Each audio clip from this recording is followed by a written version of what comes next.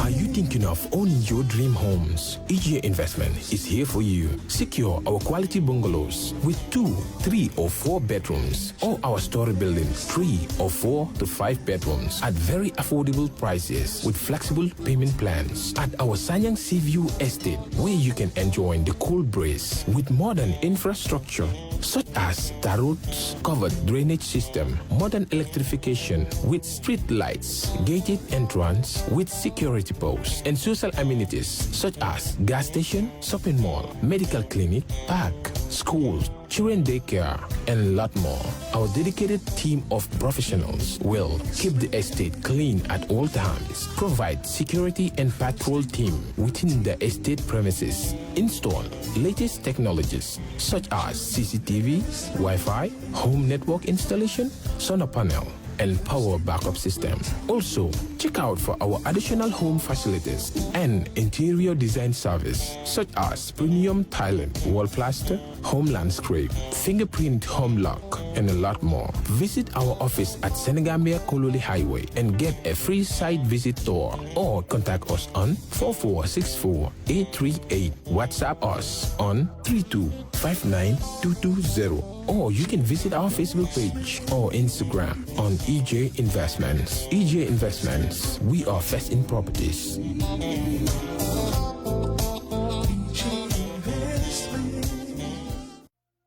We live in a day and age where technology is creating a world without borders, filled with unlimited potential to improve the lives of the people around us.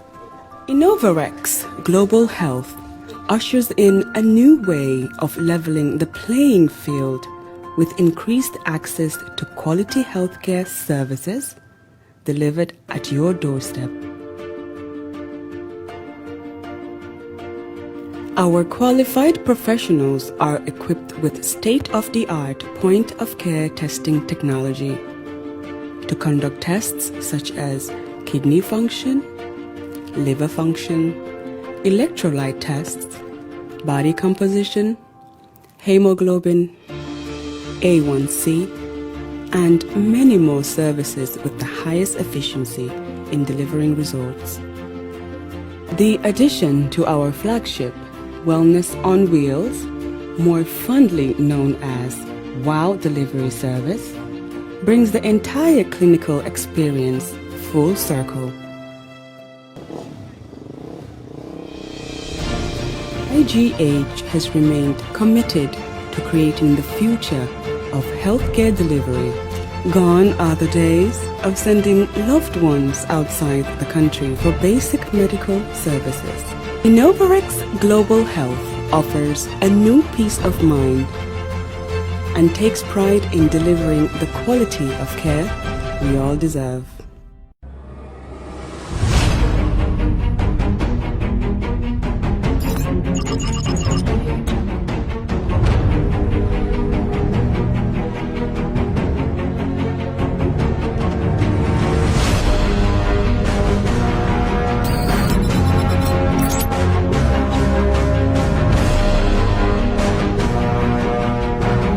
In communication, connectivity is everything. We ensure that the links never sleep.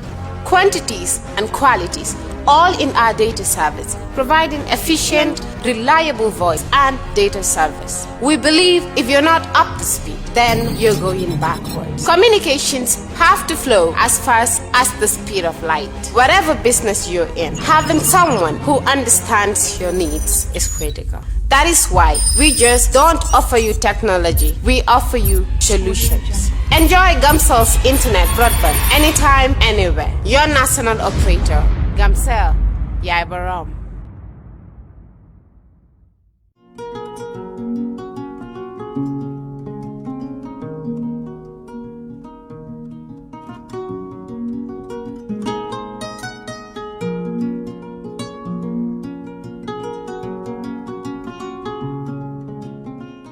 For all your pastry, bakery, and quality food, CK Restaurant is the only place to be. We do catering for birthdays, weddings, and all related services. We have all kinds of local foods, American, European, and even beyond.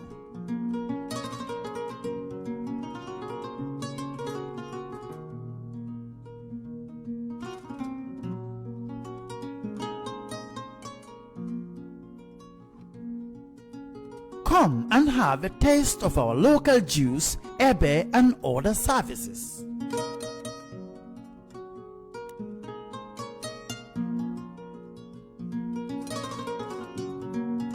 At CK Restaurant, customer satisfaction is our priority.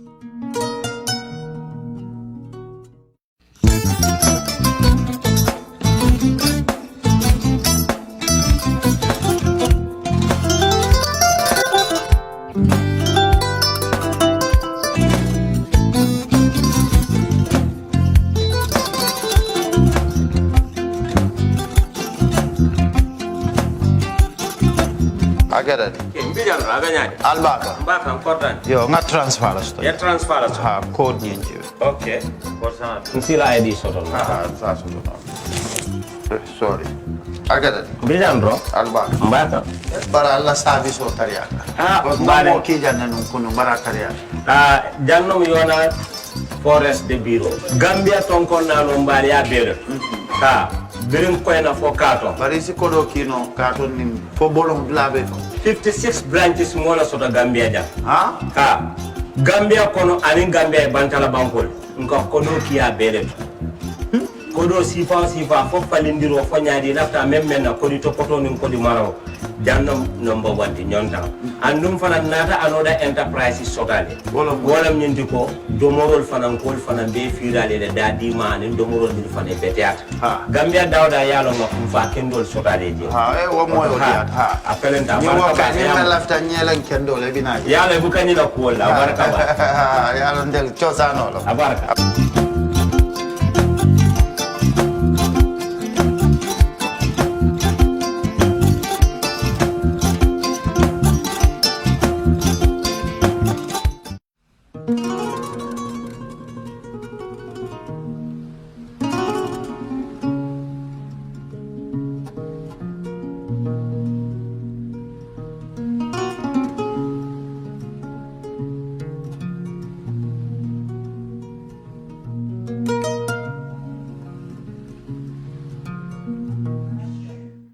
Assalamualaikum badi wal balkon tono badi jakata kon kakale nyamin studio sibiti janket patu ben sponsor konton na ije investment balu CK creation CK restaurant nyina la yona falanna ante nyina na partner la falam bel aqua bidu alaje nyamin seto be cin talen ko ala sali jene sali be nyamin e bora fa njere biwo kay man gaayol sude bi kay man gaayol sude bi afole bi man de sude ko dara gam mo la wala nan this week awanna on tol le bi jang salin sal so ale konton roke Bama bay Bora. Okay, because tey moom Bora dafa ñëw Bora dafa estay ba pare dafa ñëw ak surprise ba pare man dafa am lu ma leen bëgg a explain so dama xaar ba mu wax ba pare ma soog a ñëw ma wax okay kon yes mba fola ala barka badi ya kacha mo be kumbe na platform mo be Omar Kontona Charles Tafa Sikiliki. yes na ani Mariam fanan min ka ko jarol ku ani aka jiol nati nanja ni Boubacar gaji ko fanan be mol be Kontona and Keba of course ani na chato Keba ani Keba Americano mi murtita Gambia but Keba Gambia is hard you see you now getting dark so mbe mo be Kontona no fanan botaje mbem fa la kilimba kilin Kontona ka fa me ko mundaw hey mundaw Fatou Camara Jaaju mba Kontona back ila kilimba kilin wade xara ma dokko fofu no ara mangé no xara tum lay commencer ngene mbakutum tey mo pat nga mbakutu say mu ndaw mo commencer mu premier njekele premier mbakutu la mu solo ñenti premier njekela mbakutu mom premier njekela mbe madame Kontona mbenna dali do Kontona because ale nyum mimbe jambala bi atelo mo ane nyum fiolo ane nyum monto Armani iPhone kuto 11 Pro Max bora so atele nyimbe Kenya So ne ala kiditala every Saturday fen kutolo. Ken kuta montoro kuta every Saturday hani samata kuto fa. So legi dang ma bëgg wax ne yow mbakutu lum la indil doyut la legi. Mba konton na bake minala am comme ki suma dalin la. Sa xol la. Ki premier njëkkee la. ma fa ne mbakutu mooy sa ya su passé yàlla mbakutu la. Ki dalin ak sister ak yaay dool kan mooy takka sa yaay. Kan mooy takka sa waaw waaye yaay nga ni ka bëre. da nga ni ka wax ne da nga wala ni ka wax sama yaay ak nga sama jabar. Pare ma nuy bi. Fo nga muso kontong. Muso ya futu fo ima futu. Nga futu le fa inshallah. Juma.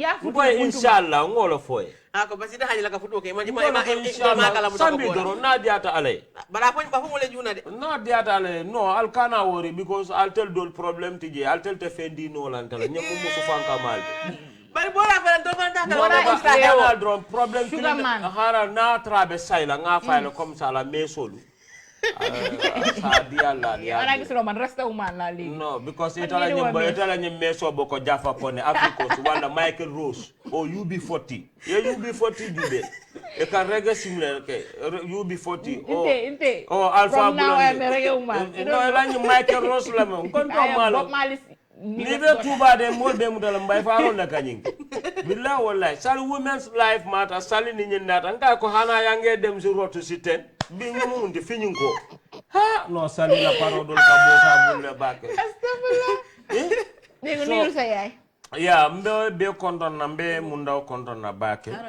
ana fama banuwa ana bama mbe konton na bake min keta mba fatu to Spain mba do ma fanon konton na bake far sanya ka fa efo ana kema pakinte ana dinde ka fa jinio mai okay no boto mbem fa bar muskilin konton na dunia kono min keta ajaratu mbakuti binta konteti Atlanta alana Georgia min tam sikes restaurant den sikes creation ba restaurant be alon domoro la kakoto bar creation karalo la kakoto e ka bayol design mole ke parende hani wedding dress everything naman ke kasanke o dabor ngi ka fanga be la kar kasanke o karoma ko le han Charles Fonso karonol o dabor ngi be sponsor be konton na bela aqua wolu balu wolu aning yona forest or for foreign exchange français la ka for forex mbe ije investment kontonna andum fana no fana mbote je Gambia Women's Life Matters mbe fanal kontonna bake nga jala ko musol katu tingto bake le mbe be kontonna bake ka ila kata ko woni la lodulala sale fana ya kata bake la nen Tijan wolum ndetam fanjay no la bari sale did a very good speech there bawo musolo may min karanje aka nga fo molele ya moy so thank you sale yake out of generosity ndanga ke out of generosity Tijan yake out of generosity nyenom nationalism te musol ka fa ko min to ko be man ke kodoti andum fana Aisa Charitable Foundation Aisa singata ta fana yakata bakele and is still behind these people afana kala little effort kijele Scotland ba Aisa singata fana konton na baka na la foundation o min fana kambol ma koy jara lolto birin Gambia jam for overseas mba fana konton na baka wala mna ko mote shali toñalem sakkumo bi rafet na bake bo dafa am story ba lalem bu ko wax yo nga ne ta ya nge ñew ci moto amna cour def la waaw before may duga ci bora yow jeerab no nen dem fatte ma taxaw sama bunti kër ma am town trip taxi driver bi taala ma AC bo pare taxi driver bi nekk di ma doxat ci biir moto bi ak AC boobu noonu depuis ma jógee sali bi fini may rus pour wacce parentière bi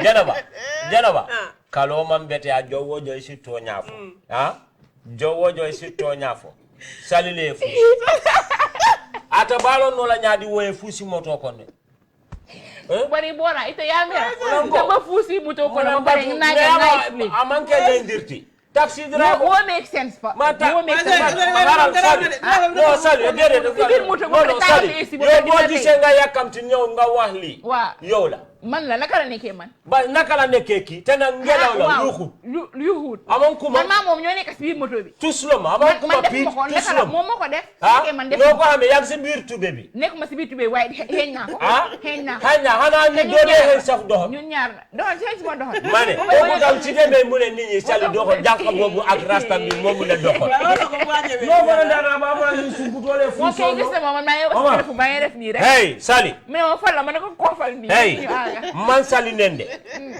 nende ne ko sali lay saga juutela be nyina besi mo fulo besi fusi no la mane mo fulo be ka nole bari te make fuso yo ya fi da yo you are not above dohot I am not above dohot I did not dohot soy naade ngelaw moy dugu soy nekk ngelaw moy dugu soy wax ngelaw moy dugu il faut ngelaw bobu mu genn mane waaw way genul ci man ana yo concrete la nekuma concrete way ana man bako def hey haka la may wa legi il faut ñu duga ci waxtaan dia moma mbetade bari fuso ni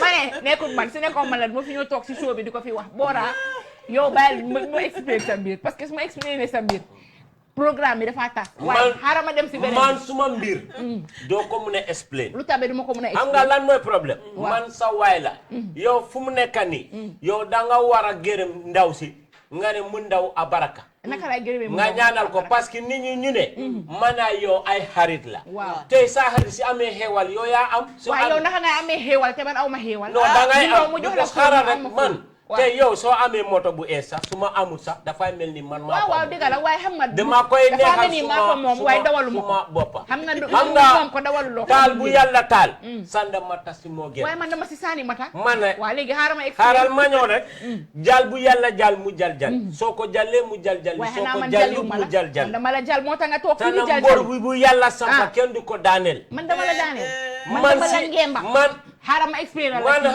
xaaral ma ñëw déedéet du expliqué rek xaaral ma ñëw ba ma oo sali nga sali kumandutu moom na kay ko nga nakara nga fayle kay ko ye min kenya Gambia kono kija faro bul sali la funo fata 24 hours nga ko le ma ala funo fata dak munen fata ba ma la ko le fun bi dafa jekki mu dog dafa am ba hey xaaral ma expliqué la maa ngi toog maa ngi am projet bu ma nekk ma toog maa ngi dangay am projet déglul Bora ma kool ma hello Sali mu ne ma yàlla ñëw na ma fa ne Bora am na leneen lu am solo lu ma wax lii du solo waa xaaral Rolex am na solo waa am na solo bii am na solo waaye xam nga yow am na solo da nga mun a yére am na solo da nga mun a exaggerate man du exaggerate lu ma am loolu moo rëy waa diga la waa ni ku fen baa soto fo kuma baa fo man ka daame fo lu ma wax parce que doo mun a xam Bora be oppa Bora doo mun a xam kudang be nga oppa la waaye dina mun a yow da nga mun a xam Almadi be nga oppa Youssou Ndour Almadi te na moom foofu la judo man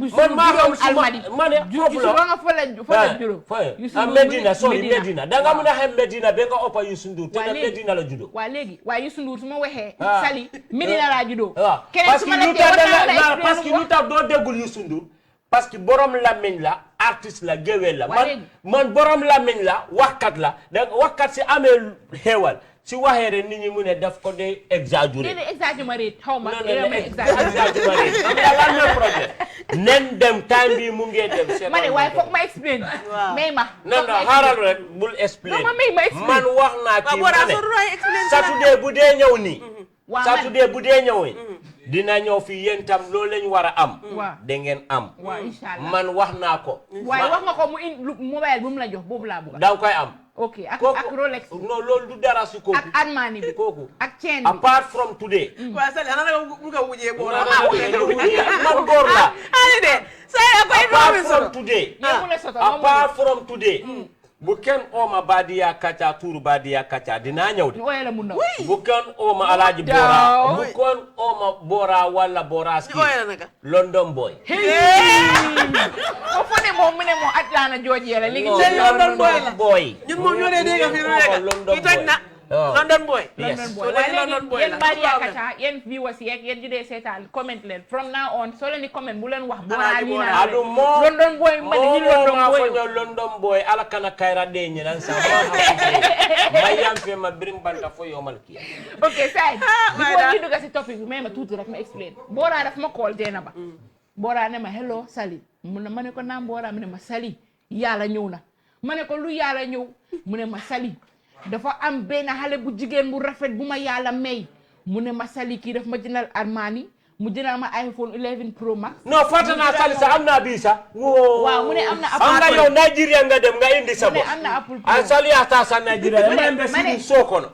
If you can remember last show. Mbe so kono la Sali ko ya call na rindan salo ko mbe siri so kono nga bar Sali woma al nga jatandra ka fanya Nigeria la ko hello I was like this hello no mbe so kono ka fa fa hello oh I'm even talking to Siri as we speak look but listen can I you talking to what Siri man I have Sira you are talking of Siri mine is Sira but wait let me explain Bora I have different type of dish dina la may ben ñaar boom xam nga Bora am na boom yi man sama yeme boom ci kër bi no man sa boss Nigeria la jog mané sama boss setal ki mu ngi sinya bonyisa it's me the same Bora my life has because you people never think of this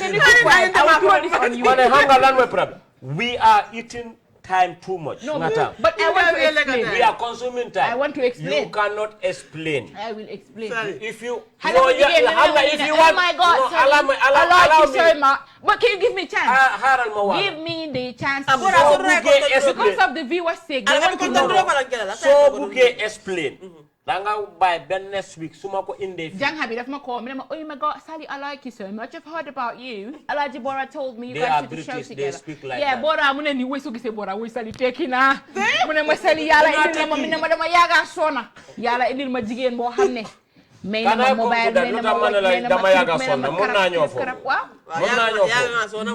jaar man am na jaar te nak I am very proud to say that nene batata so legi yow la wara topoto jigen bi na mom la wara topoto kan mom dana ñi ñaari dinen topoto way yow ni nga nekk di hype lu mu la jox mbaa di ko topoto waaw koku mana koku bokku si fekke am la mom moko am dega way legi lu ma xam nga lu ma wax yow amulo man dama la bëggoon way yow amulo legi dega la am mu ne ma loolu la ma am ne ma amuloo mu ne ma waaye ku am gisuloo yàlla lu ma indil mu ne ma yàgg naa laa toppa yow amuloo léegi am naa ba pare mu ndaw if you are watching Bora said everything you gave her daf ma koo jox yow daf la bëgg a use mu ndaw fa la loolu du dégg Sali ko xam na no mu ndaw I'm joking de Bora loves you Sali man dama sonna te I'm very proud to say that life after school bu ma jàngee ba ma finish school man dama doon toppa maçon yi door block def naa ko fi léegi yàlla indil na la because I'm proud most of these ministers and permanent secretary you see some they even cut firewood and pay their school fees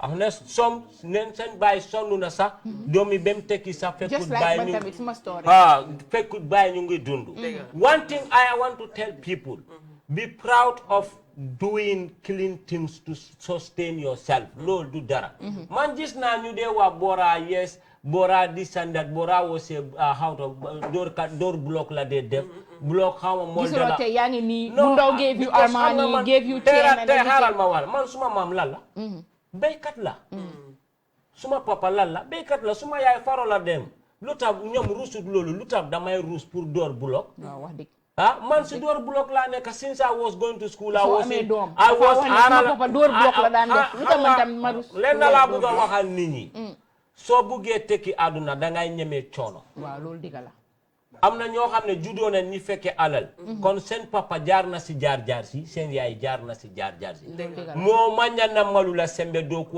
wala ika muta ko janta ka jela modul ka fa so nit tay mu amé range roba mu romba boy konta ma ñun kunu maaji ja ni mi ala ka lolo wa but what is wrong with low wafo what is wrong with kembu wafo nothing is wrong with that you know lolo as far as mindset le bon there was a minister here nene nara barindul be moto kono banjum ndambita bunjandol la that minister nearly cried ngamane kada konyo when I was going to Malo for boys high school lom for minta ko ite lo bunjang lo weekend no kana kata sembula dokola but waketa minister after minister fa keta ambassador outside this country. So wol bamal kata farol leto. So ndaka gambianol muta nyami But Bora, all the successful people, the likes of Oprah Winfrey, understand, the likes of Steve Harvey, the likes of many of them, if you ask them their stories, they tell you Nyom time no Gambiano camera la moñanta wulula la atara fa market director. I don't mind your father being a minister or a president. But my dad was not a minister. But nobody can take my dad to a Ghana commission or whatever commission. Maybe their parents were ministers and stuff, but so not testing parents, you know, come nyom so not testing papa, then what's in history, how their family started. You all started focus papa minister la. Yange dalusi ala dekabi. But luma si commission nyata domi nyoba ku suñ kanam fi time ya jame. Dunde tok ci tole ñi sen baye di joy. Si kanam Essa Faal ak Justice Jane commission. So aduna non la. So ma rawe fi dina la raw fane. So ñu duga si fo baluo nga dum na kacha ko. So ñaram badi ngol ala ñaming time o tata la silang se dum kacha ko nga topico introduce bi topico minti wolong fengol da be kole ala ñaming sa de kono ka jele ka podi jama bondi le pour ka fending sang se ko di jama ta ya bondi ya ko hedin ko si ara sita marché to bari be misanna abuga siya adamo ka do ya ba kele na jele siya tan banko kam ba kele andum price fana man control soto isi da ko ko nyim price so ma ita ko e price la fale price ka to la fala be la fala sa de kono bora bi ngo topico le soto se dum kacha kono abaraka bake janaba mbe mo be contre na fo fenke la moy nyin kacha la mbe gambianol be contre na mbe mun daw contre na ko tek newfound love man this newfound love badia la nekk season 2 badia kacha ba badia kacha di jeex season 2 kenn du am jàmm every day mu ndaw yes call me London boy da bul men som boy London boy carry on bi fa message yo sa nawularo ñu def benen jende ha kan mo am kan mo wasin pour tour bi sa London boy tour bi lay def London mu bolé ko borat ak bi lay ori poli hakkunde alla no du ya jame fi wax nañ ko be wax Nasruddin mu ne ngeen gaay génné lolu Nasruddin waaw man na ko London boy yes janaba ngela ko momoy e ko domorol dal la fata firi fengol dal la fata jula fengol dal la fata banko ma fengol mol man contrôle soto yalla munam banko la contrôle ha Gambia fa la man contrôle nim banko man contrôle domorol te contrôle no la mol te contrôle no la banko la système la man contrôle wo système mu government net ñente politique kacate bi nimbe mem fola yafo momo ben lebel la ñami yel lebel momo ben te categorize la ñami yen categorize wonyante ni nakaburo mbedi amulole Gambia la jaretante ntama momo ndinje bi al nga ñene ni na karbe UDP le karbe NPP le karbe APRC le neta tuwo bi kata marso to yatara bala APRC ibu kata marso to yatar manu boto bala UDP ibu kata marso to yatar manu boto ni jaba boto abala NPP yamoy nimbe to nyafo la nga to nyafo bitiko min kata je kamela ha Mamad Saliu la bitiko barabu ka ko fulole be dunna jam mandin ko be dunna jam jolale be dunna jam bankola albala nana tabuka mo kare all parties are in problem religion all this Christian Muslim abelka bula problem o kono ndebe dula kilina fola mole ko al nga selfishness bula nganna banko fanando ku jamala be ñun domor da ko la kunna milka fo wall market ali ñin ka wall market be lori mintole where is wall market e ka ñim min fo wall market currency ka flow nyama naka tama dunia kona nyami ala regulatory fonko ko wala mu wall market dunia la firo Kenya dunia la ko do tamandira currency la seloni la jio bandana na mo ma ko nim mo benta wall market mbita Dubai mbita China mbita Japan bar currency katama nyami ntela londo e wala itandi nako wala wall market ndane na mamoy de wall market fele lori njan nena mamoy en trade fair moyle mbita Hong Kong mbita jana bar west wall market e kaka mol kunte dia mola hani America ko be nyami tonya bar an ko be nyami tonya bari la ko ka fisale mola ko ka fisya nyotile Gambia lon bankoti dami yalon ko bi mobe ba fangale bul mobe fafa munum trade minister la do ko ntama lo man sa kunda fa ntama lo government bija moma hani government ya juloli e fata nyenna kam mansa kunda sponsor ha mbe manol le dila mansala mbe dulin bidon le dila la mbe tisato le print la no because ni ko ka mansala be silala la kadiya muye no businessman should finance a campaign of a president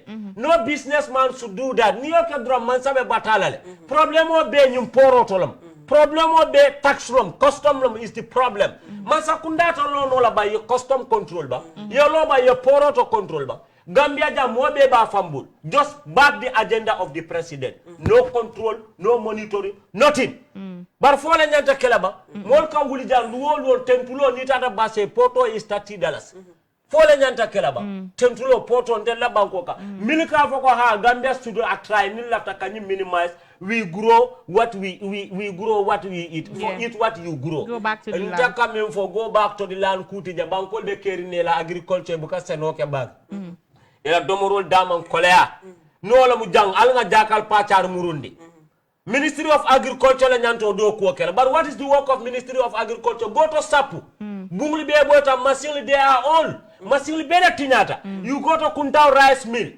there was a time jaran kol buka mano sai ko boto kono mano ka sunkan you go to CRD right cultivation wa minka ke CRD abuka ke Gambia dulato mol ka mano do mala fo mani government have to make the best use of this this river Gambia. Yes. But a poor man like Bora and his people, do you expect contaminant ko agricultural system si fa na tanjande? Kodo jolla kadum banko kan. Kodo min kana banko ka kasiale. Even these young entrepreneurs, you can try into agriculture, they cannot do it. Only government. Bar mil ka wa Gambia nol balanta do ko la. Mol beta mbe do ko la tala nga do ko ke ba.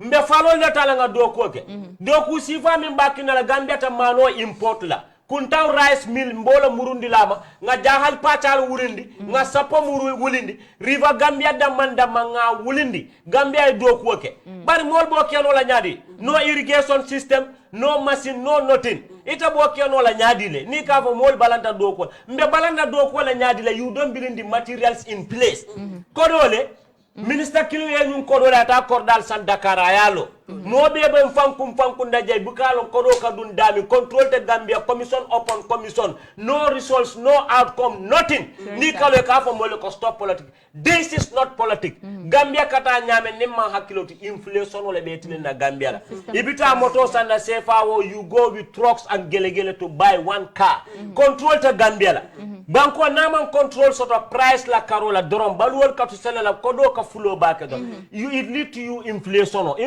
la ketili nyem bankula democracy nga understand mansa kunda kana mira ko ni hasta mol kan ye lual implement ye lual ye banko structure ye lual londe marketo control ya mera ko people will not vote you vote for them that's out of it milka ba ha nim ko be hasla ha Canada incumbent no mutude sabarde voters card lebe Gambian ol bul ni ko be hasla drebe bondila we don't care about next 5 years God knows what will happen next 5 years but a hunger man cannot go to a pool to vote a hunger man cannot campaign but only few people within the country will have fan structure call themselves a cabinet and a minister a state when Lila Dimbal ba enjoy can the larger population is dying with starvation mol kasi ka ko ko hadia mo mambete alide banko kata nyami is high time people sitting in the media it is our responsibility ngasinga diamu balu wala da kole a manke Gambia no la laziness ngaji janne jawara nyum banko marale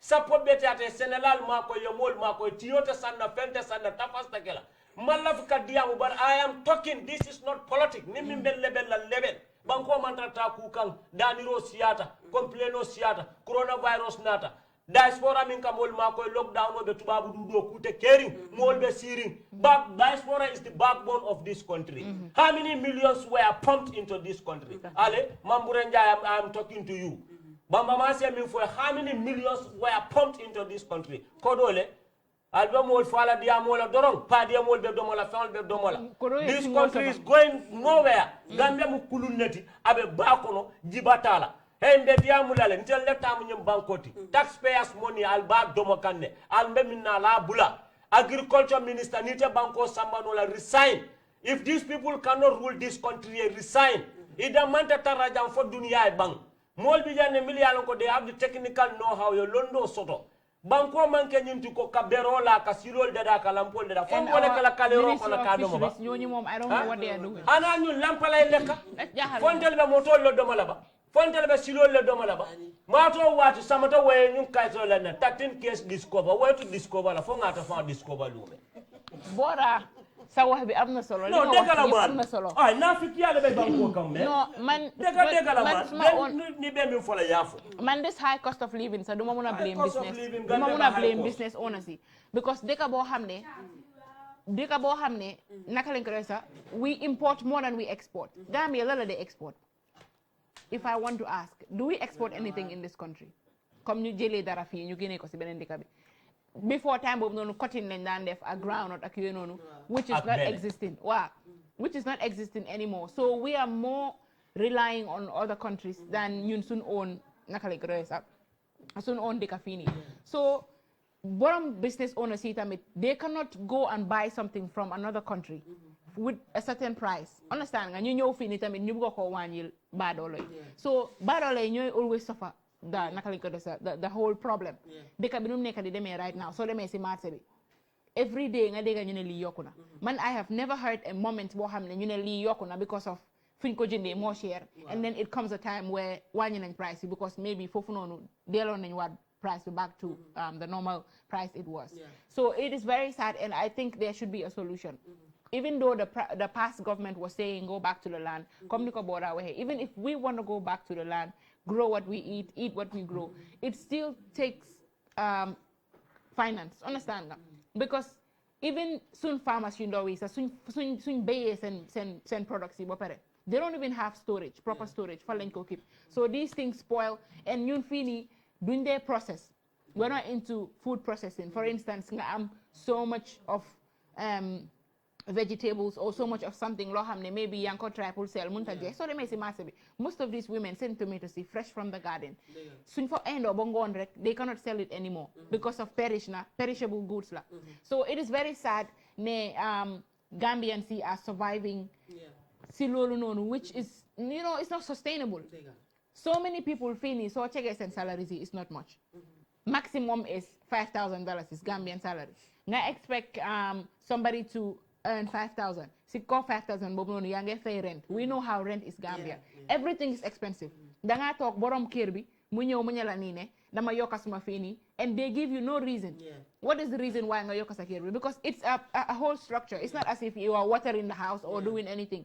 Because ñu fa nekk ñoo nekk di fay courant ñoo nekk di jënd cash or they're doing everything. So you cannot just wake up one day and like kooku noonu mu rent foofu noonu this year next year nga ne ko yokka nañ price because of so on this person. Most of the time it's because maybe they have someone koo xam ne moo leen offer better price than this person and there is nowhere foo xam ne mun ngaa dem foofu noonu nga ne yaa ngi dem complain that problem because we know how our system is here.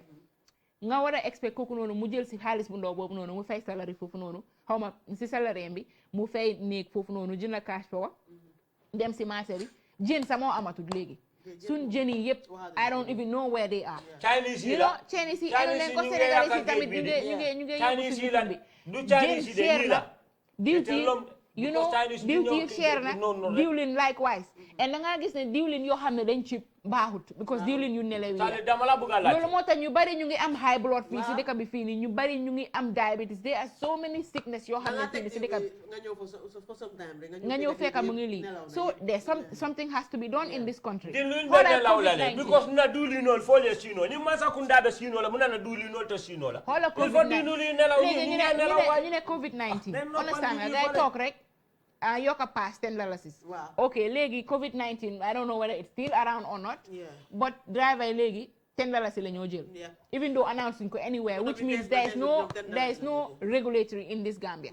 Lu way neex def dëkk boo xam ne amul principles kii su ko neexee mu jóg mu ne man pass $15 la kii mu ne sometimes it happens. Da nga gis moto wàññeeku na taxi driver mu ne la pass $15 la jël o su nekkee diggante Banjul ak fii if it was 25 ñu ne la 50 if it was 50 ñu ne la $100 so what happened to people ñoo xam ne they do not have the means understand nga pour ñu fay pass bu cher pour ñu jënd dunda bu cher am na ñeena soo demee seen kër they don't even eat twice. Or they don't have three square meal a day. They have 2 square meal because dañoo ndeewo ba pare luñ tooga si añ bi loolu la ñoo wàññi tuuti ñu reeree loolu noonu in a country boo xam ne population of what? Where is all the taxpayers money going? Xaalis yu nekk di dugg si biir dëkk bi comme ni mu ko waxee dugg si port bi xaalis yooyu fa la moo jógee and nit ñi nekkal ma nit yoo xam ne it's like people yi non loolu la dañ nekk di seedoo xaalis bi gis nga man len na laa leen bëgga sali janin jana bayna Gambia nga la ala nga nafiki ya bula na brodal be position mbabale be position abete la jana te so waxe ñu ne yow la nga ñaani koku nenda mu director to be whether Sally la broda be do ko la manta do ko la but they are paying me with the effort of Sally's family money Gambia non nyanta kal ko taxpayers money ni ka momo jo wala momo ndimbe man sakunda kono bi dama bi je tambita sanji taldulu lan adu next 50 years ni tol yo balu ite fanna fano le be kala muneti mo si keno nyaaw ba mo be den feng man ni ko fansun tura yabe bungulo kono fansun ba koton yabe bungulo kono bar be den tura yabe bantol Sally Gambia if it is other countries nde ka fala ni mu president ote every citizen be monthly allowance londe Gambia mu banko minti Dakar is 5 to 7 million people. Gambia is less than that. A small country like this. Gambia should complain of what? Weather. Today is cold and today is hot. But Gambia should not complain of hunger. Gambia manyana complain na doku kole ala nyambanko ka because of banko don't be. Gambia, some cities are bigger than Gambia. But some states are bigger than Gambia. Do you know in Gambia? Soko chege the country. Foreigners in your connected develop. I am coming to that. Foreigners in your connected develop because Soko Chege, you soon government. I don't know what they are doing. Foreigners are destroying our country. No. Wait, let me tell you why I say it. Most of our fancy places in Gambia, or some restaurants, or some of the places you go and do all stuff. the banks. Understand? Wow, it's run by them. It's run by them. So, lady, some government bit, but structure and fit def bohamne. Understand? Come, it empowers Gambian people, and it empowers the Gambian youth. Yeah. You know why man foreigners in Yunge Yakasundeka? Platform la I don't care what people will say. Man Gambia Moma Jaral. But foreigners is invested. Allow me. You know, we have a genuine foreigners. Nekun mange saga foreigners. I will be very careful. You know why? Don't you know how many Gambians are outside? They are ready to invest in this country. Because buguma tour wax tour nit ñi fi ñu dé nek yaka dekabi ak ñu dé buga jappalé dekabi. Today Sally, if you come with lot of your money to invest this country, people within the system in the government, ñom ku nek mu ne Sally man suma percentage 25% la wala ñu naj la ci kayit fi ci registration pour nga gis gaay indi Indian ci sa jël 50 millions ci Indian ci ak Libanese ñom ñi dox ci dekabi yow do tekki fi. So who will you blame? I will the blame, foreigner or our own people? I will blame the citizen. Look at today. Gambia today, the new colony of Gambia is Senegal. Senegal colonized Gambia. Yes. Of course. Nika News Jube. Why people are talking of that wage? That Kalilu wage. Bi wabe manya mene mbankun kan jumale bala. Gambia no la entertain. Gambia behind na poroto Senegal elbije. You go to Hili Tenda Bamba Tenda that bridge. You see what Senegalese are doing. But before you say that State House, allow me. A whole today, country. Before you have access to the president, the immediate people, the immediate security personnel are Senegalese. For the Nyanta Keleba. Do you see why? What led to the cancellation of the Senegal-Gambia Confederation? Because of this.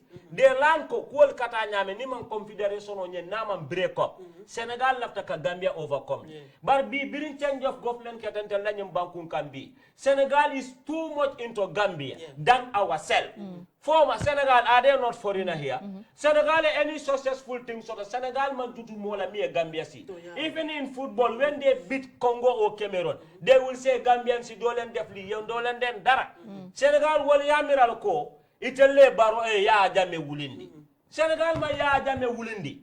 Senegal ndella nga ya jame wulindi. Macky Sall wultela tata UNI resolution ole nyini nje pour ka boy ya jame kam because ni mo nyini buka boy no president ka because ayo kemena because of Casamance rebel faction o mimbiji ya jame challenge wala. But Macky Sall, I am talking to him. Macky Sall is too much, damn too much into our government. Yes, yenna banko tinyane. Senegal e Gambia hijack le na business o ibije na security ibije na communication o ibije na ports ibije. Who are they? Jumala Senegal ti. Fontel we cannot do that.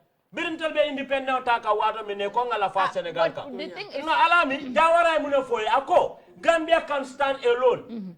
Jawara time o Gambia problem was start in 1980 the difficulties of all these pride, but in Jawara time at least it was better than Jammeh, and Jammeh time feeding is even price of commodities and control and administration structure were better than these people. Definitely. Because Nindoli Bukalom, they are all incompetent, bunch of incompetent people on Lominenti. Sorry to say.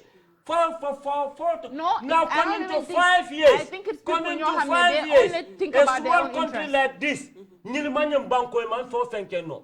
Ni meta dorong Jammeh destruction cannot be recovered for 10 years.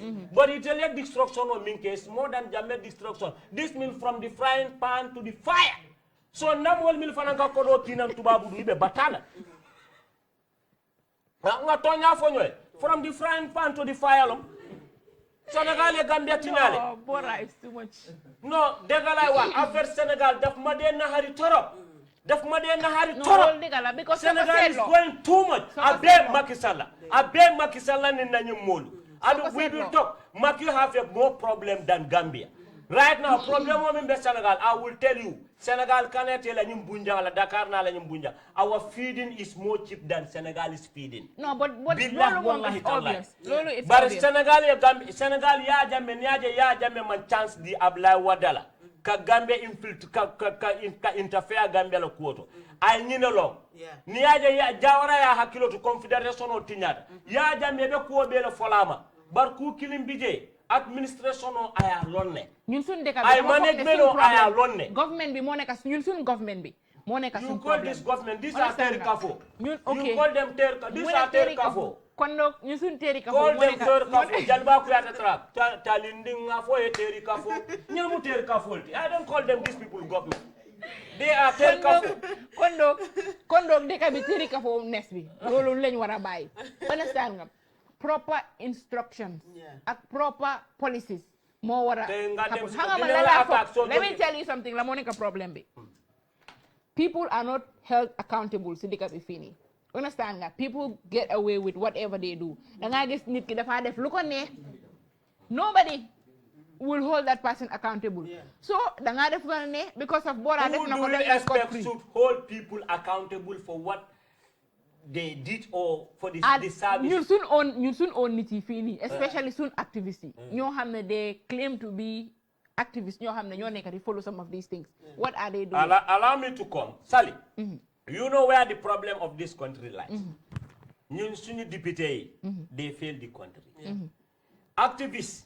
So neke activists stay. Ngana you will fight for this. You cannot challenge it. Madi joba to feel again the guy buka ko create a problem. Wow. So neke fi activists they call you UDP or he's a Mandinka. Yeah, you label yeah. Sorry definitely. for my language.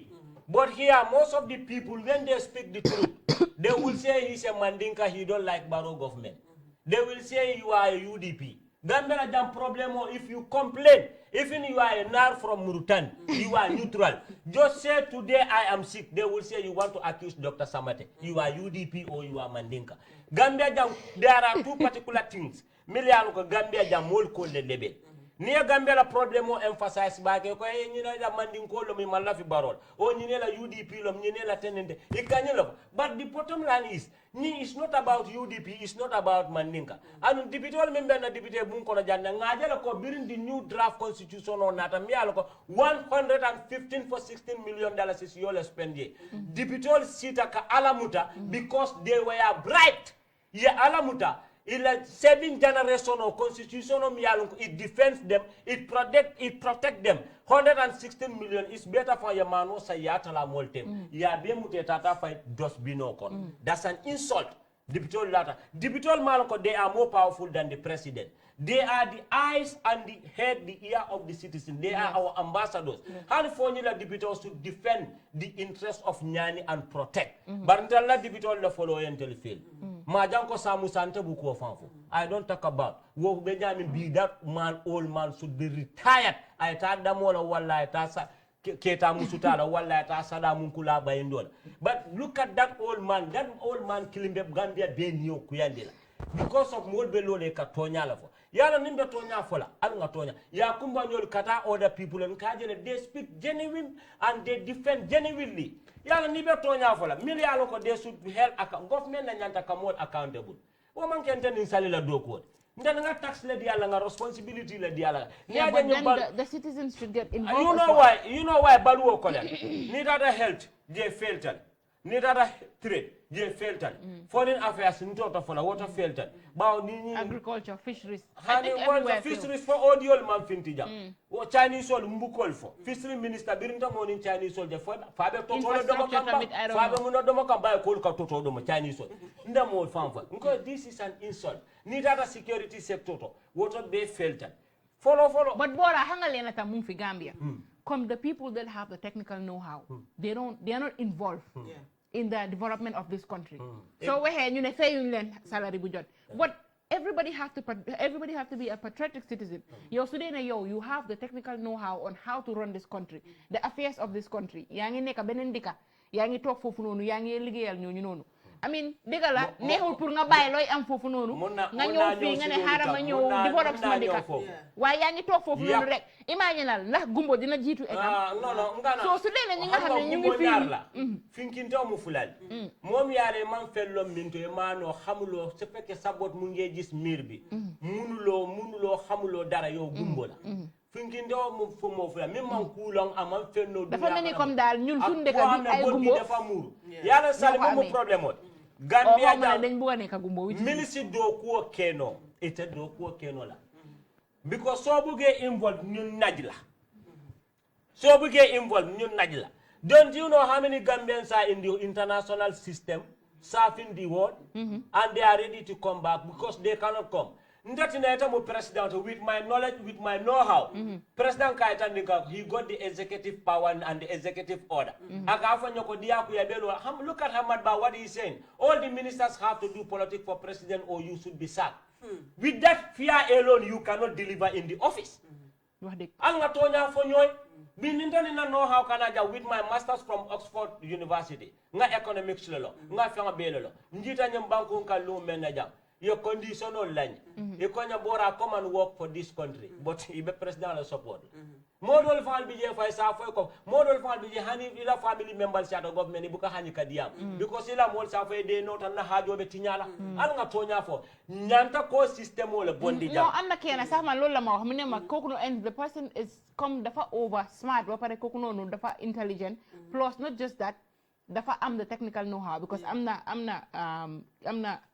documents and everything lolou lam janga so mu ñu dafa ñew fi ni mu do liggéey ci ben department but mu ne comme ñu fa nekka ñooñu nonu already they felt intimidated ñëwangut sax door nañ diko planal comme ñoomi neen ñu nekk ci staff bi fofu nonu staff ci themselves already am nañ that feeling ne ki su ñëwé dafa jël sun place so let us not give that person the chance so mom mu ngi ñëw pour nekk liggéey fee na jógee America ñëw fi ni Setulangulosa already the people that you are supposed to work with ñu la do di xex how will you feel la nga feel ne bayma delu wat fima joge so moy luma wax rek dika bi dafa nek dika bo xamne people are only interested in how to feed themselves ñi nga xamne ño nek ci department bo xamne ño wara look out for the xam nga ordinary Gambian ko xamne mi ngi just talk here maybe all they do is just go to work and come back home yow mi nga xamne ya ngi nek ci department bo xamne ya nga wara make sure nga liggéey bo xamne every other Gambian will feel comfortable at home.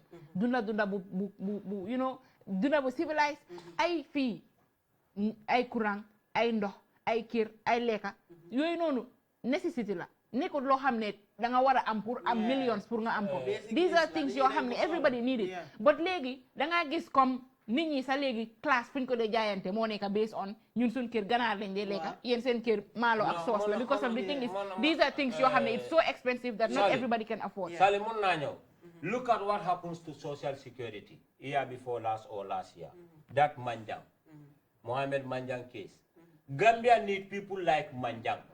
Social security.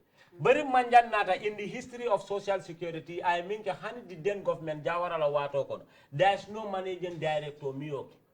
manja yela ekono ayela profit boost nyama ya futande nama ana social security ta nyama aya structure because munam most of these financial institutions where man sakunda ka kodo so da nun dulal to ten because mol kana muneke ka falo ko president ale ko ni man fere kanyen na kola because nita stricte yela do kolo yela staff soul control your phone yon control because birana the social security ay kuja mala bondi because personal la kodo lom yamwe street obe banjul mi al ko fo dopsin street lom fo munam yarafa every year social security ka chekole di wala fo de agamo aka cheko di la barata nana moke social security mol kata hijole kejo padie mola you go for Hajj for your own personal reward and order. That has nothing to do with social security. Why should you be paid for per diem? And social security don't talk about that. Don't you see there were so many good I have problems. Yala nyina ka banko samba.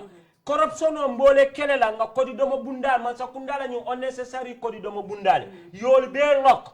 President Kabalu minna ya control nyamu ila budget ote niaba ifanye yata lo wafi ya balu. Ni state house la budget o allocate. Bar kodo manyana kele nyindi kodron kodo diata mansa nyama batala wonya minister batala wonya yelo dron mambure njanyol ba fola ko mbato dinen daka diw ñu indi diw lo wax re mu def ko lol won ta keno kama wala leena sa bo waruta yomba comme nga tok rek nga daha bora based on no reason because neexu so alami people like manjang momi yalon ko woli ko do min je dunia ko ne na fulo min mara is more than the Gambia budget on in Gambia kodo be birin 19th century fokana bi atele siata bet wol mo doma birin manjan nata mol ya jele je mo min pleta je ye manya min kije ye system o min play corruption o min play je ye manjam bay dalila kante because Mamboure Njie nyolo timo wol they are the co-president of this country especially this Mamboure Njie Gambia need to be very careful of this Mamboure Njie binta man na political but nkam fata la banko kata nyami ntende no la mbedi ya mulade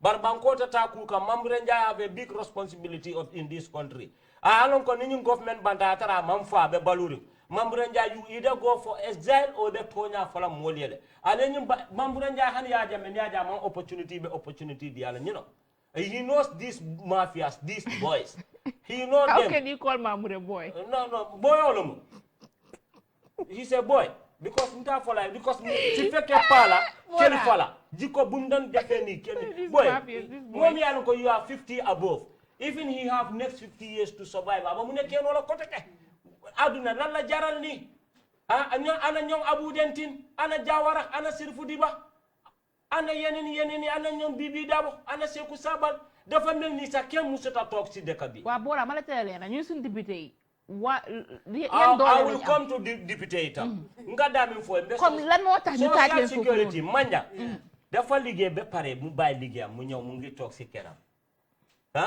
ñi dem ci baro ñi ne ko the best person we identify to structure social security to reform that is Manjang mu ñoro mu change system bi kon tay si demé social security den de wax ñu ne den ko reccu man ma tassé accent different staff ñu ne den reccu Manjang den bi waaw e ko ni mi satal e ko de regretted xam nga do de xam sa bay amna solo bette da wala bob bi mu metti sometimes you fight you don't know you are fighting your own peace you are fighting you are challenging your own self because ni nata dibitol fanana tato we don't screen our people Gambianol coming kedoro yes al nga karto fedoro so that our party can have most of the seats in the parliament ndelle siranjama soto it's not about ndelle siranjama soto but how potential they are competent ndel sulatola ndella dibitol most of them they are all backbenchers.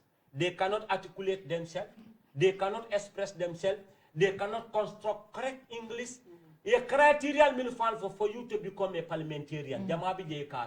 So how were they elected? I don't call for it because munekata kariye mbunya janne abe do kola action eri janne veterinary lamati akanin sol penku janna kuluta tenkunda kuruo sanna anata jaye dante na satone na kabila ke bay ko ngake dubitor fo kuruo la moti dibiteyama easy de you must have the mastery of the constitution of your state enyante la banko loi lonnal enyanta lonnal miyete CJ and you should know the law to your fingertip in order to challenge and defend your people dibitol nyanta koleke bar dibitol dol ba fale faye conjunction for injunctions or conjunction. Ibukalo conjunction for injunction. Who was the one that said Bodais? For the Gasamanyol dol. Who do we expect Mosi Yakumba by year for the Gasamanyol na? Who was the one that said Bodais? Huh? Bodais. Huh? I heard somebody I say died Bodais. the Bimjo Dobijana Woko Biribe Hesano Diamga. Woko Bodais. Ngol be moile. Tonyara. Even Jawara time. Jawara time akata jele dibito min kafo akafo billahi natar man ninka kan kafo jan fembenda ko ne ngafo billahi Jawara fa benna ko momo elen ha wotu mo Jawara manjare jara dibito lo manjare ngafo no min ko safa ndesana out. But the issue is not dibito le me screen dibito dol bi je wolde da ye moy dan grade 12 doro. But was our president screened? Non kanale nde bola nan ko I don't want to talk about that ka diam ko si fal fon la. The problem of Gambia government na problem obe ni kai baro kanata captain of farmer. That's the bottom line. Ninjala munyeliti. Nte, I'm very sorry. I love Adam Barrow. Amadu tumanu ture nyole minka ambole kela. Nenga first time kembe jira nga tam fan refine ngam fan develop ngam fan equipped. Mada bio ol beole. Biri sita first time mo banko bulaleta rakarang inata. Biri nata dron Amatu Manture bira Musa Tarawale wurinda banko side. Atate parenang, atata karang, atata londo nyina, atata fanda daku. Alpha Omar Konar be jila dron Malial be kay mu forol ti karto fa yadian. Like madabio nyol be minkelo. Nina nama administration o karay manama management o malo because condition o dol bije coalition o nata nyame hani sire ni atambendi wotumo people want to get rid of Yaya Jammeh to see Yaya Jammeh going away. We want to do away with him. And even Sofa Bisoko in there, people will vote through him. So people have to understand that one. Yaya Jammeh prukaba wotumo we don't need too much of screening. Nyanda mene kala dorangake transitional period. Yes.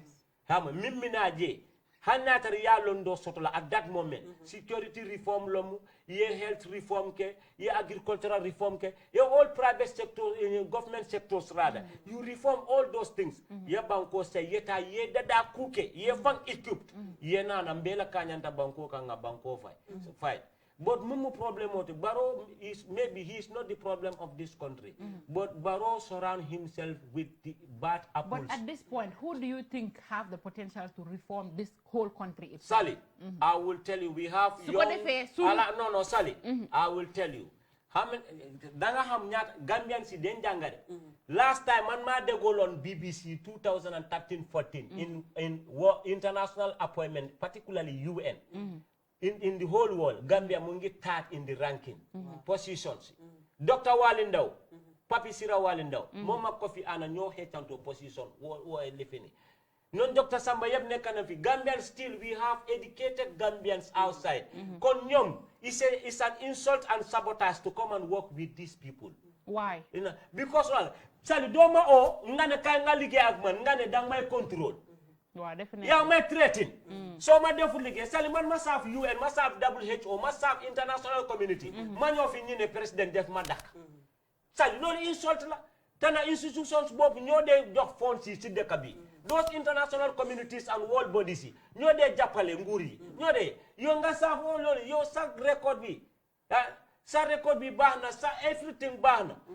Dara desu nga retire nga neka contract nga dem lecture nini si big university nga nyo safi I scout si ak recruit. But Legi, what do you think is the solution to this whole high cost of living in Ghana? No, the problem of this high cost of living, all this thing, we need to have better people, a better person who will know the right direction to rule this country. You know why? Government need to equip the Gambians with agricultural materials, with machines and stuffs. We go back to our rice fields, back to our groundnut fields. Yeah, because farmers complain. But you cannot say back to the land with empty hand. How do you expect to send your military? Well, first of all, if you do not even have a land, you cannot send soldiers to a battlefield with empty hand, even empty gun. Yeah. Do you expect? Nga jok soldari fetel kese amud bal amud dara. You cannot farm with no equipment there. No, you cannot farm without no tools. Like having a whole hospital with no equipment. No equipment. Understand? So how do you expect people to live you long or be healthy? Yeah. And most of all this building they are building, to me, they are white elephants. Yeah. Expensive but useless. Of course. How can I build a school? You don't have, even you have correct tables there, you have blackboard. The But teachers the themselves. teachers that need to stand before those students. If the teachers, they themselves are not Mediocre. equipped, Yeah, they don't have knowledge.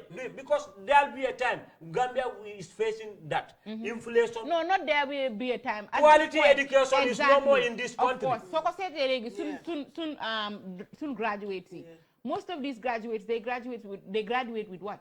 Danga gis ko xamne yaangi wacc ak F9 next minute bi suñu waxe demalat nga repeat you don't want to because yaangi feel na yo F9 moy do fati la fano fata farat. ngene wone kala ka F9 wa yo Friday fati la fano fata farat. Subhanallah. On sanga so legi fati la nga la ka farat so ko non la kala mo muna amé dikabi si bopam la fano be farata on sanga. So lolu mo neka fini si Gambia bi fini dañ am problem bu maga mag. It starts from the education. Understand nga? If you have people that are not educated, ñu talk si departments yoo xam ne ñu ngi control the affairs of the country. Lii rek mooy happen. It leads to inflation like you said, high cost of living. Xam nga poor salary si dëkk bi fini. Teachers yi seen boppa ñu ngi complain ne nekkuñ di leen fay salary bu correct. Understand nga? Waaw léegi yow yaa ngi liggéey amuloo xaalis ba pare dund bi ñu ko war a béy fii nii ñu ngi jooyee ñu ne amuñ tools amuñ space bu ñoo béyee. Understand nga? Amuloo fertilizer amuloo storage soo demee nga béy maalo bu bari nga taaj ko pets yi ñu ñëw ñu yaxal la ko groundnut bi tamit the same thing aflatoxin baa ngi jax xam nga groundnut lañ wax ne loolu moo nekk suñ cash crop ba pare suñ fu mu nekk nii fuñ ko yaakaaree moo nekk si industry bi tourism industry bi and we know what is happening right now. No, tourism industry that has failed. You know what na tourism industry because léegi soo demee si hotel si Gambien si ñoo nekk fu ak foreigners si ñoo nekk di lodge si hotel si you know même problème or Hamad Ba moli amera tourism karana Hamad Ba man tourism karan Hamad Ba was a hotel manager before he was an entertainer. Sorry, Sufama. Bingo Night Club, Hamad Ba was a dancer there. One of my...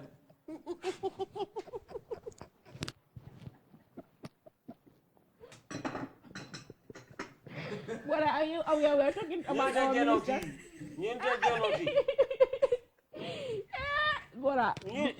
know why? This is Facebook Live. Hamad Ba don't know Bingo Night Club. I hope you arrest. No, I don't mind. You are an entertainer because those days they were going to school. Who will arrest me? This is what I voted for. How about Henry Gomez? And I'm in Canada.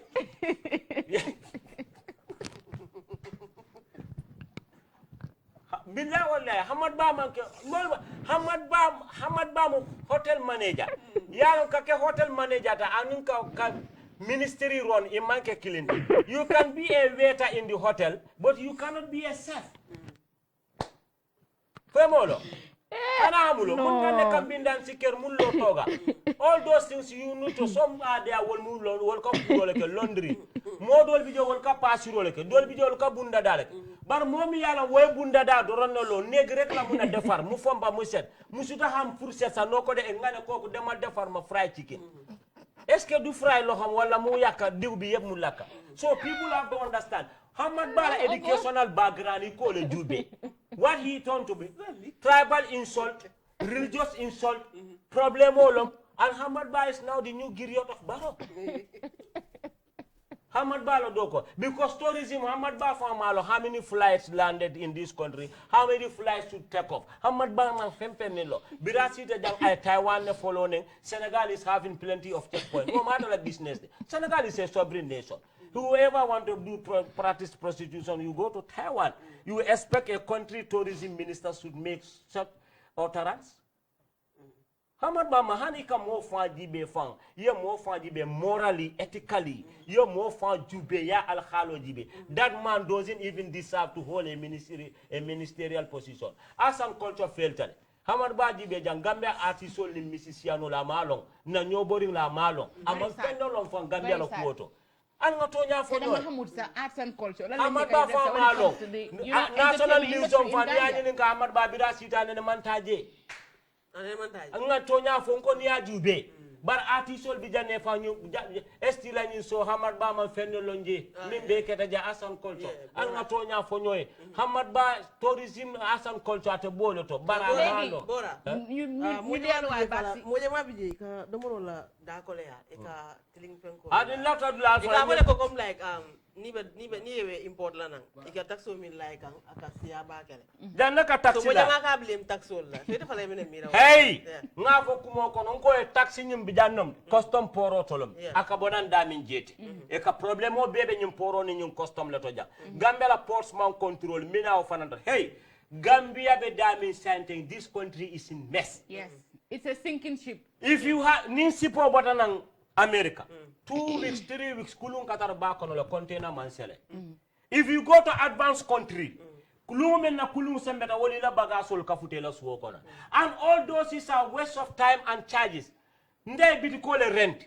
nga mo le tabe do kola my commodities are in the sea at the port poro den charge la custom la tan kambe moli jola do you expect what will I do? I will increase the price of commodities so you can make back your profit. Fo man ko toñati Sanyang fele jang Bunjur fele jang Karton fele jang Gambia we have a very nice coastal site sea land mo mantel dawala jang hani Somalia mantel dawala definitely itita poro kala Sanyamba itita poro kala Burfudi itita poro kala jang why are you asking Muslims to student ol alkal bol talala al bol be bucket la yole na jang al yol mufu na kombo ka poro extend Banjul fa la geographical territory niaji be fa poro man beta Banjul kono amam beta o area fa la Banjul a doyatale ye finti bang ye do ko di Dubai Sea Wall la ye na poro lo sanya because if e ko ni poro bondi Banjul milka domo dulal sotani kela en dinol minke problem o men wo fana Macky Sall knows something about it we want to give our post the do you think these people have this vision you are talking about? They know, you know why? Because of all this nonsense and these things happening they are making money out of it they are aware of it but they only care themselves and their family but they can do and they know how to do it but instead to do it they will do it in another way to make money ya lonne sa kenole bar Gambia jang government for minister baby business ola COVID-19 waketa business ol to Dr. Samate Bun because Firagis come minister they are ministers and also businessmen at the same time bopere retail padiem bi bari na sidika bi fini everybody so they get travel opportunity am na rek ngamini comme sa sahi bopa yepa juk you know it's very sad my party when he was in interior my party ñol beri keta interior nga my party nga upload woto la nga compliment ye listole natina aboko yala munakata ñil fole ya jamme wulindi la just because of greed ma wulindi because of Gambia no ni la ya jamme wulindi just because of this country Gambia should not be at this stage but ñili if they are power hungry nte bawla fola ya sawolo ta Gambia nol mal fu mu nekkane mu ngi tatu di fecca parce que depuis mom mu jot dafa melni lo rité jot loko lu nga bay gana nga ñew fekku loko poli lu ndewa ko riw na ngani ko arte tawtani ñun loolu la wuketante la bu kusumunala bara afeltan de kabi kay dafa Gambia fu mu nekkani fotte na lombol be lombol nar musigani mu jutu Gambia sabu won Gambia ke dawo billa Gambia be won tala tirde donc haka jillile yo bora ñara bo say that's the problem nin kachan sakel this is not about politics no we're talking about the country fanso le ya demand milbe bantala ni milko ikoy batata baluwo selata moli batan mbaka chala len tafana tatem fandi legi pour leka ganar sa problème la so jënd ganar sa yangi xala am nga jangi Gambia ñu le dule ka malo gudi billahi si yage de ngel leka cere gudi fembu ka soto nim fishery fa membe fishery ama fishery studied ama water no lu ligue mom agriculture la xam kus dukub la xam mom syndicat la wara dem mu jaay gerte ak dukub Gomez amam fello lon balo ko billahi nyolo mal do mat ba ke do bilungo na kulo faka chupa jolo kano ke moli mbadi gol watu bantare sila ngara for next Saturday la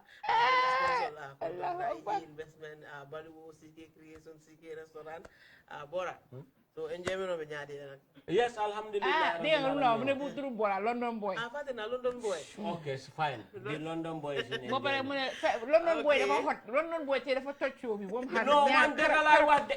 Man fu nek xam la bon kasi jane ko brown envelope den kon bora la de.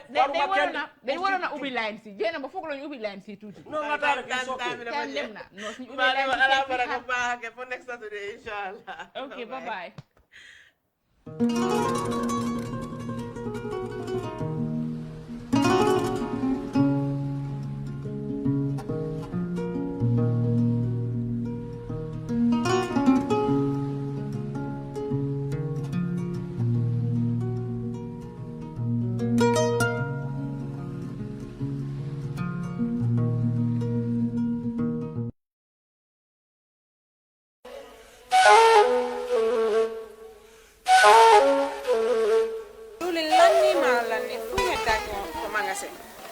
diwli lanni maaro lanni fop lanni awa joni mi anda honno gerde ten e ngal ɗo sabu e ngal ɗo Ibrahima jonnal taw joni mi anda se yahay kapitiki ñawloɗen ha humpodire makko est ce que on noon e warude waɗen noon awa ane ko de Ibrahima mo ko to woni mo Amérique ko Amérique a woni kede humpitaki fiɓe musidɓe men baluwo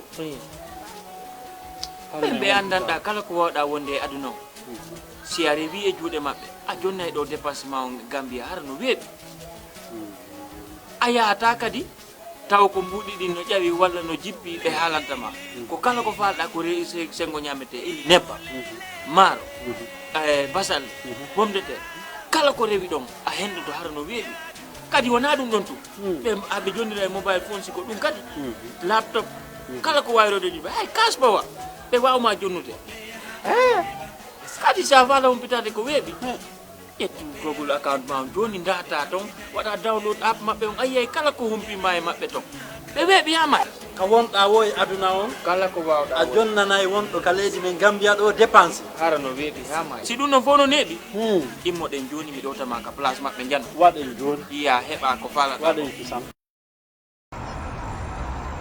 When we touch down, better broke down.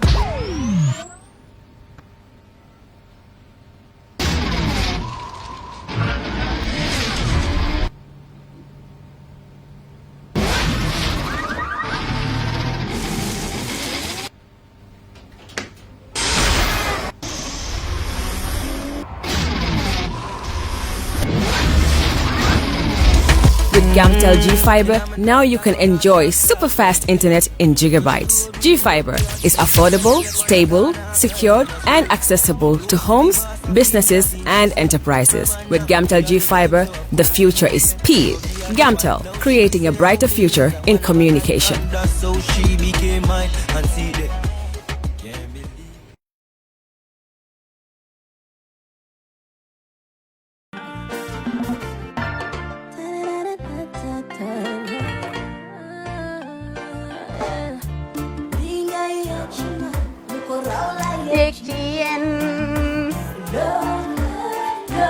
Love like fire.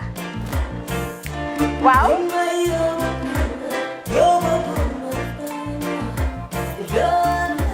Love like fire. Xam ngeen rek affaire bi xam ngeen fan la skincare la 2020 lañ wax de waaw fii nag mooy kër fan kër zero tache perfect skincare saa su ne rek niñ ko dee defee rek loo lañ soxlaati rek maanaam bu ngeen am problème ci seen skin yéen xam ngeen fan la fii ngeen di ñëw suma xarit yeeg am di jàmm yi nga xam ne taas daf lañ sonaloon xam nga doon xeesal bel laka xum éneew ma lañ ko nag waaye just in case comme ni ko gars yi di waxee rek en cas just in case loolu xew xam ngeen fi ngeen di ñëw fii ngeen di ñëw skincare plus si baax rek la ñoo dox nag ay baax rek fu ne la ñoo dem ci réew mi di lañ indi rek nag products yu baax du Paris du Italie du US Sweden fu nekk lañ leen a indi les products bu dee tamit nag da nga ñuul rek ñu lay jamaa natural beauty that melanin dripping we do have stuff for you as well emuñ si skincare products rek ñu ngi ci cuub yi tamit fu ne la ñoo jaar in fact sax last commercial bi ñu defoon waxuñ leen moo ne dañoo dox ci ay kawar 9A grade rek nag waaw we do have bundles as well hair si lu ne la ñoo dox ñun ñu ngi ci rafetal jigéen rek luy taaral jigéen rek waaw boo leen di tukki tamit bëggoon rek classic suitcase ñu dañoo dox ci ay Samsonite duñ dee indi any brand of suitcases though other than Samsonite comme li ma dee wax rek boo eggee airport dëri Samsonite dafa am nuñ laa xoolee waaw ngeen ne lan nag waaw skin ci moom la ñu gën a xamee nag skin care products ci moom la ñu gën a xamee ñu ngi dox tamit bentey tamit si ay dàlla man waaye man nag skin care mooy suma specialty xam nga rek jigéen bu sa xar kanam réglé loo def mu jag am nañ Patricia Reina Kiwi Eye the whole range Lighten Up Gold Tomatine I mean the list can just go on and on and on and on lépp loo xam ne rek luy taaral jigéen la ci yooyu rek la ñoo dox skin care plus nag emuñ si Gambia rek ñu nga United States ñu ngi Gambia fii ba pare bu dee yaa ngi anywhere in Europe mun nañ la ko mail within 3 days rek ñetti fan rek nga jot say diw emuñ si loolu rek dañ laa consult tamit balaa ñu laa jaay diw dinañ def a free consultation pour wax la rek exactly li nga xam ne moo méngoo ak sa kanam dinañ leen wax tamit ne rek am nañ perfumes you know fragrances men's shirts accessories we do dresses as well we do blouses I mean we do shoes name it we do them Skincare Plus 2020 is our year of perfection zero task fi mu nekk nii réew mi fii kenn waratu fi taas kenn waratu fi am problème kanam kenn waratu fi am problème picca boo ko amee dafa fekk ne rek ñëwuloo ci place bi fii